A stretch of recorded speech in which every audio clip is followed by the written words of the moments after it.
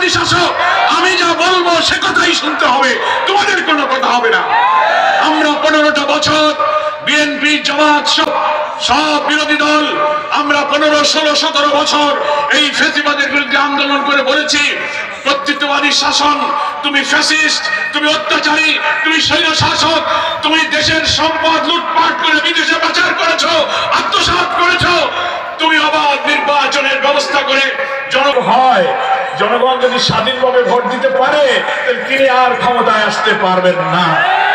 কারণ করে নিয়ে কর্তৃত্ববাদী শাসন প্রতিষ্ঠার অপচেষ্টা, ভাত, কাপড়, শিক্ষা, চিকিৎসা, বাসস্থানের মতো মানুষের মৌলিক মানবীয় প্রয়োজন তাতে কর্তৃত্ববাদী শাসনের জন্য একটি ফ্যাসিবাদ পয়দা হয়েছিল।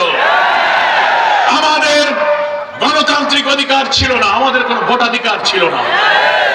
14, 18, 24 তিন জেলা, উপজেলার পার্শ্ববর্তী জেলা থেকে আমন্ত্রিত অনেক অতিথিবৃন্দ, নেতৃবৃন্দ উপস্থিত আছেন।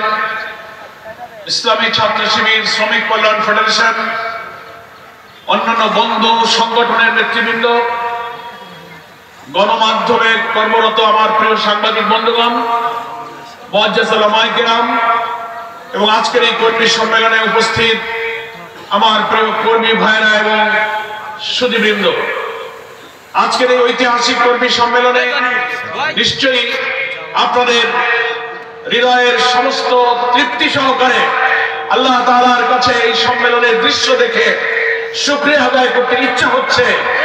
কর্মী সম্মেলনে যদি এই জনতার ঢল নামে জামাত ইসলামী যদি জনসভা শুরু করে, এই সাতক্ষীরায় জনসভা করার কোন স্থান থাকবে না।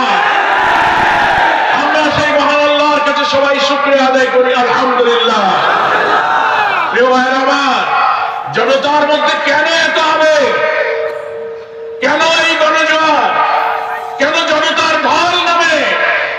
বাংলাদেশের জামাত ইসলামীর সংগ্রামী আমির ডক্টর শফিকুর রহমান, যিনি বাংলাদেশের রাজনীতিতে সবচেয়ে আলোচিত ব্যক্তিত্ব, সবচেয়ে নন্দিত নেতা, সবচেয়ে মানবিক নেতা, নতুন বাংলাদেশ গড়ার যিনি স্বপ্ন সারথী, তিনি রাজধানী ঢাকা থেকে বাংলাদেশের শহরে, নগরে, গ্রামে যেভাবে ছুটে বেড়াচ্ছেন, কোটি কোটি মানুষ তাকে একটু দেখার জন্য, তার মুখের কথা শোনার জন্য যেখানেই যাচ্ছেন লক্ষ জনতা পঙ্গপালের মতো ছুটে পড়ছে। কেন মানুষের এই আবেগ? বাংলাদেশের কেন এই গণজোয়ার শুরু হলো? কারণ হলো আমরা 17, 18 বছর, আমাদের স্বাধীনতার এই 53 বছর পর্যন্ত পার হতে